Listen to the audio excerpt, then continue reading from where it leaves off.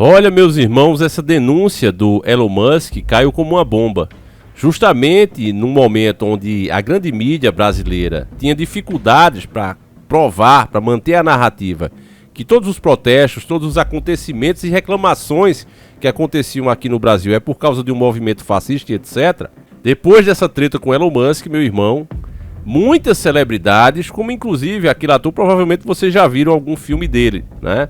Esse ator é muito famoso, ele fez um filme bem engraçado, rapaz, que eu não lembro agora, onde ele vai preso, né? Ele sabia que ia ser preso, e aí ele vai acostumar, né, a dar o retentor de válvula com a namorada, pra quando chegar lá no presídio, não sentir tanto, aprender a lutar. É bem engraçado, né, o filme. Tempos que se fazia filmes bons sem lacração, né? Simplesmente comédia. E aí ele falou o seguinte, ó: "Você consegue, Brasil. Lute pela sua liberdade de expressão", declarou o ator americano Rob Schneider. Então veja, isso é um artista, não é nenhum direitista, não é nenhum ativista fascista, como eles querem dizer.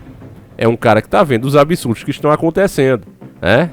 Dizem que as pessoas que moram nos Estados Unidos dizem que só é o que se fala lá agora, é dessa situação atual do Brasil, e dado como exemplo o perigo que é você deixar, né, que juízes sintam-se deuses e comece a dar martelada a troco e a direito sem nenhuma regulamentação em cima desses caras. Foi como mexer no vespeiro. Eu vou trazer aqui a tradução do que o Elon Musk diz, porque eu sei que muita gente não gosta de ler, né?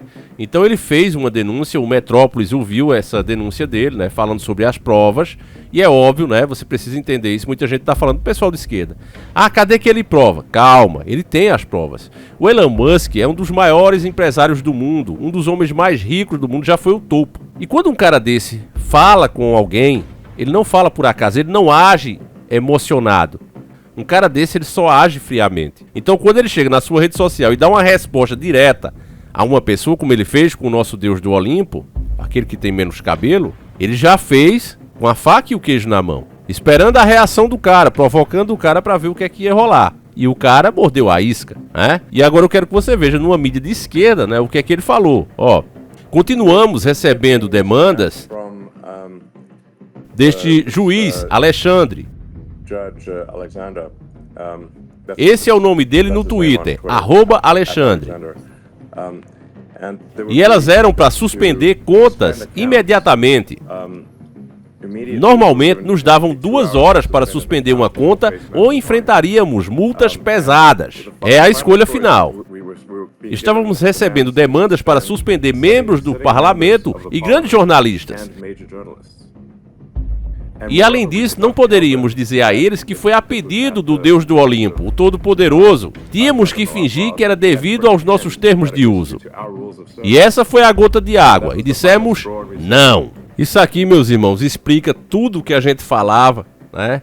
E que um bando de canalha dessa plataforma que prefere se abaixar e mostrar o próprio bumbum, diziam, é porque esses caras não entendem. Esses dias, meus irmãos, eu fiquei sensibilizado com um comentário de um inscrito, onde eu reforçava mais uma vez o que eu já venho falando há anos, que as plataformas têm censurado pessoas conservadoras, pessoas que defendem a moral e os bons costumes, e que o nosso canal é muito prejudicado. E uma pessoa muito carente, a qual eu tive muita compaixão, ele disse o seguinte: Davi, isso é culpa sua mesmo. Eu tô aqui querendo um coraçãozinho há tempo, sempre comento e você não me deu esse coraçãozinho. Tá faltando humildade, né? E aí eu não me irritei, mas eu percebi a carência, né, de muitas pessoas. Por ter essa carência, muitos formam a sua própria visão do mundo, negando os fatos. A verdade é, meus irmãos, quando eu fazia os vídeos com muito menos qualidade, com muito menos entendimento sobre os assuntos, eles chegavam muito mais longe. Por quê? Porque as pessoas estão interessadas nesse tipo de assunto. Se as informações pudessem competir livremente com aquelas que propagam o progressismo, que na verdade deveria se chamar retrocismo, já que querem trazer as mesmas práticas da antiga Sodoma e Gomorra, da antiga Babilônia de volta para a sociedade, se elas pudessem ser livres, como era antigamente, um algoritmo justo, onde os likes, o tempo de exibição do vídeo e o engajamento que esse vídeo gerava era o que determinava o alcance dele, independentemente do assunto. Se não é crime, então as regras valiam para todos. Hoje não é mais assim. Se você defende antigos costumes e valores e não propaga a agenda progressista, que, repito, deveria se chamar retrocista, o seu vídeo, as suas opiniões, elas ficam censuradas. A jogada de mestre do sistema foi fazer com que as pessoas censuradas não percebam que foram censuradas e que o próprio público também não perceba isso. Mas se você prestar atenção hoje, se você procurar uma notícia, se você digitar aí no pesquisador do próprio YouTube, vai mostrar primeiro os vídeos feitos pela grande mídia. Grande mídia que não tinha a mínima chance antes, não aparecia. Porque se você quisesse ouvir a opinião da grande mídia, você ligaria seu aparelho de televisão, porque eles estão falando em seus jornais. E mais, antigamente eles tinham até as suas próprias redes. Algumas ainda têm, né? As maiores, o Rede 7, né? Da Record, a Globo.com, eles tinham. Só que eles ficavam isolados lá porque você não está interessado. Repito, se você quisesse ouvir a opinião deles, você iria ligar a sua televisão. Então eles forçaram através de lei, boicote, censura, ameaças, com que as plataformas dêem prioridade a eles. Aquele boicote dos anunciantes foi para isso. Olha, vocês têm que dar prioridade às informações verdadeiras. Mas quem disse que uma informação é verdadeira? Justamente aqueles que recebem para dar as opiniões que dão. E assim foi feito. Então a gente tá aqui. Mas se você pesquisar um título específico, por exemplo, se eu colocar aí Elon Musk, mesmo sendo inscrito nesse canal, vai aparecer os vídeos. Faça esse teste, coloque aí Elon Musk. Não vai aparecer os vídeos do canal que você é inscrito, por exemplo, o nosso. Vai aparecer todos os vídeos feitos pela grande mídia. E isso foi conseguido através de ameaça e censura. Os que estão se saindo ainda, canais grandes, é porque eles têm outras redes. E nessas redes, que ainda não estão praticando isso, eles trazem o público para cá. É assim que eles conseguem muitas views. Infelizmente, as plataformas, através dessa denúncia que Elon Musk escancarou, deixou claro isso. Eles recebem esse tipo de ordem, olha, eu quero que você faça assim, assim, assim. E as plataformas, para não se verem problema, acabam acatando isso e assumindo a culpa, né, de ser arbitrárias. Eu até acho engraçado quando o YouTube faz essas perguntas, né? Olha, o que é que você acha? Olha, nós mudamos as regras sempre, né, proibindo diversos assuntos que a gente sabe que não é culpa da plataforma. É culpa dos nossos líderes aqui, né? Eles deveriam fazer como Elon Musk, comprar essa briga, né? E dizer, olha, aqui não. Se o senhor quer que eu censure, eu censuro. Agora, deixe claro que foi uma ação sua e não nossa. Infelizmente, né, o Google tem baixado a cabeça e aceitado essas arbitrariedades. E aí quando tem um youtuber ou outro que fala, ainda vem imbecis que nem entende, nem estão aqui há tanto tempo como nós, 10 anos, né, pra dizer, não, não é assim não, é os caras mesmo que deixaram o conteúdo cair de qualidade, BBB, blá, blá, blá, aquela conversa besta de sempre, né, colocando a culpa sempre na vítima e não no criminoso. Mas ainda partindo para Elon Musk, o fato dele fazer essas denúncias quer dizer que ele é um cara antissistema? Eu vou trazer o próprio Olavo de Carvalho em um vídeo antigo, deixando claro que Elon Musk, ele não é antissistema, ele faz parte do sistema. Só que dentro desse sistema, que nós conhecíamos muito bem, eu não vou falar o nome, porque se fala hoje, você já recebe um carimbo da Wikipédia aí, né, já fica aí no seu vídeo. Não pode mais nem falar o nome, né? Mas eram uns carinhas que tem uma pirâmide, tem um olho, que disseram que eles foram extintos, foi um pequeno grupo que foi extinto.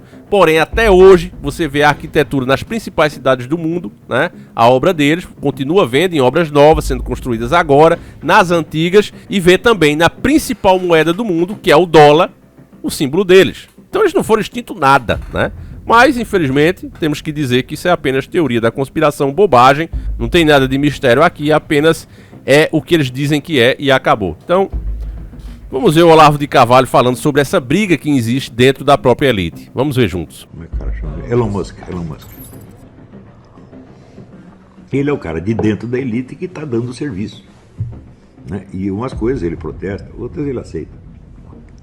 Mais ou menos como o Carroll Quigley no livro Tragedy and Hope. É um homem da elite que de repente decide levar ao público aquilo que está sendo discutido por uma elite, não digo secreta, mas discreta, porque o segredo total é absolutamente impossível. Até mesmo dentro da sociedade secreta, dizem, por exemplo, que a maçonaria é uma sociedade secreta. Eu já li mais livros sobre a maçonaria que dá mais conhecimento de maçonaria de qualquer maçom que eu conheça, tá certo? Então é secreto, mas está tudo publicado, né?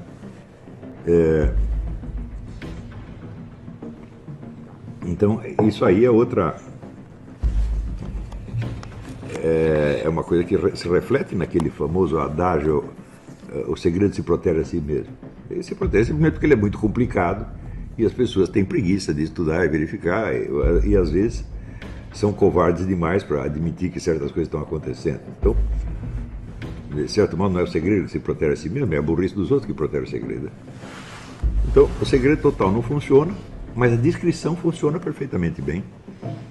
Né? Existe até aquele famoso discurso do David Rockefeller agradecendo aos representantes da imprensa pela descrição com que estavam tratando esse assunto. Ele disse, se você não tivesse ficado quieto, nós não teríamos conseguido fazer isso, mais isso, mais isso, mais isso. Ou seja, é uma confissão pública, né, de que há um segredo. E mesmo assim o segredo continua inacessível à maior parte das pessoas. Felizmente, meus irmãos, essa verdade aí sempre foi assim desde o começo do mundo. Por isso é que Cristo disse que por falta de conhecimento o povo se perde. Continua assim. Coisas muito complexas, complicadas, o próprio sistema Matrix faz questão de torná-las chatas, né, de torná-las enormes, e que não faz muito sentido para o povão, o cara comum. Ele não tem tempo para pensar nisso. Para piorar, meus irmãos, eles sempre controlaram a informação, desde a música, a televisão. Antes de existir a televisão, com pessoas influentes através do rádio, sempre fizeram isso. Os tais defensores da minoria só conseguiram chegar onde chegaram hoje graças ao poder da censura. Você não vê pessoas que defendem família, nem sequer especialistas quando iam falar de família. Em vez de levar lá um casal, né? Um casal, um pai de família, uma mãe de família que vivem juntos há 50 anos, tiveram 20 filhos, não levavam. Quando levavam era para criticar, para mostrar miséria. Aqueles que se deram bem, né, que formaram filhos doutores, esses aí não passam. Eu vou fazer inclusive um react do filme Lamborghini, né, conta a história da Lamborghini. Ele foi todo distorcido, totalmente distorcido. Transformaram um cara conservador num demônio. É um filme sobre carros que você não vê uma corrida. Mostra uma Lamborghini enfrentando uma Ferrari, com o próprio Enzo Ferrari dirigindo, e você, de Fusca, daria uma surra nos dois. O filme é sem emoção. É um filme só pra lacrar. E dessa maneira, pode parecer uma bobagem, mas fazendo assim, eles foram tirando a consciência das pessoas do que é certo, distorcendo essa consciência. Fazendo com que quem defende a moral, a família e os bons costumes pareçam mal e não tenham espaço. Então a Rede Podre é especialista em fazer isso. Vai mostrar alguém que realmente entende de família, pedir conselho a essas pessoas? Não. Vai colocar uma pessoa que já se divorciou 10 vezes para falar de família. Uma mulher solteira para falar do que é ser mãe. Nunca a mulher casada, nunca a mulher de bem. É assim que eles fazem. E desse jeito vão fazendo uma varredura na mente do mais jovem, porque ele aprende que aquilo é legal. Então é um trabalho que os caras vêm fazendo que é milenar. Por isso é que eles chegaram onde estão. E isso é graças à elite. Só que parece que alguns dos tijolos que compõem essa pirâmide apresentam falhas, que é o caso do Todo-Poderoso aqui. E aí, meus irmãos, isso tem chamado uma atenção tão grande que o Sérgio Tavares falou também. Eu quero ver junto com vocês aqui. Vamos lá. O Brasil está à beira da ditadura. Tínhamos razão quando confrontámos em Lisboa Lula da Silva, quer no Parlamento, quer fora dele. Está a reinstalar a ditadura, está a reinstalar o totalitarismo no Brasil.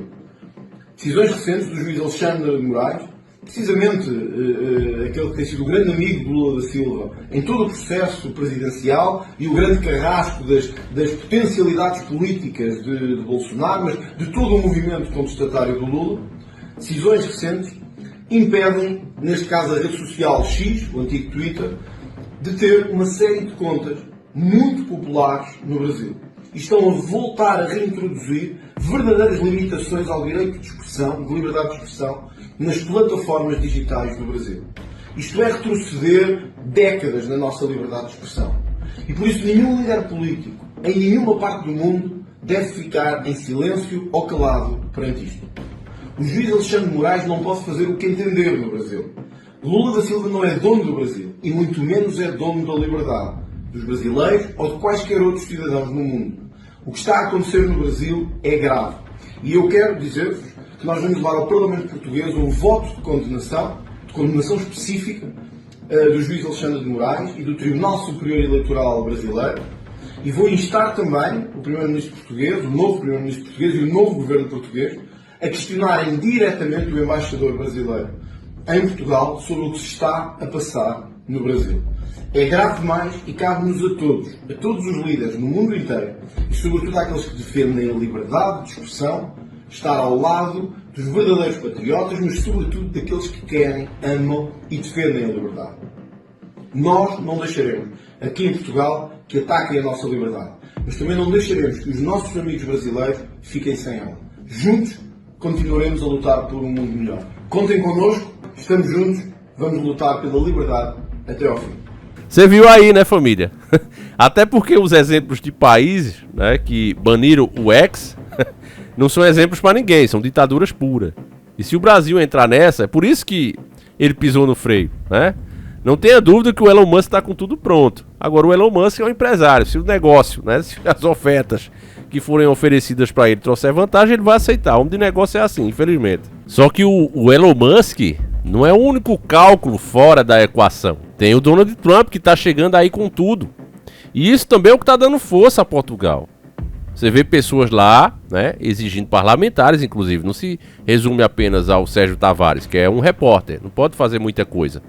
Mas, né, tem parlamentares lá, a gente já mostrou, dizendo o quê? Que ia proibir, né, a entrada do próprio molusco lá. Isso nunca aconteceu antes. Então, essas mesmas pessoas que têm se levantado em outros países porque estão sendo sufocados por leis cada vez mais arbitrárias em nome do amor, essas pessoas não estão aguentando mais e estão levantando. Então, vai ter uma divisão maior do mundo, cada vez maior. Isso provavelmente vai gerar uma treta muito grande. A gente sabe que vai vir, né, e provavelmente virá a terceira treta mundial. E você está testemunhando, você hoje é uma testemunha disso, né? De o porquê as coisas vão precisar acontecer. Você tem hoje o parasita olhando para quem trabalha, para quem gera e dizendo, não, você consegue isso porque você é privilegiado. Então, como você é privilegiado, eu preciso arrancar de você. Preciso viver de você, já que você é capaz de fazer coisas que eu não sou. Mas na verdade o que o cara não é privilegiado, é esforçado mesmo.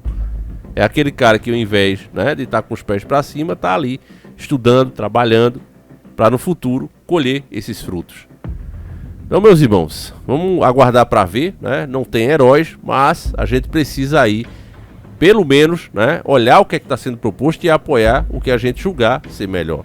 Essa é a única alternativa que a gente tem agora, além, claro, né, de sempre orar a Deus, porque Ele sim pode intervir e mudar esse jogo de uma hora para outra, inclusive evitar essa treta que está cada vez mais tomando forma, né? Nós estamos vendo os motivos, estamos vendo um rangindo para o outro, literalmente a bronca vai ser grande, mas enfim, né? Vamos sempre torcer pelo melhor e procurar fazer a nossa parte. Se essas coisas acontecer, não vai ser por culpa da nossa omissão ou cumplicidade, que é o principal, né?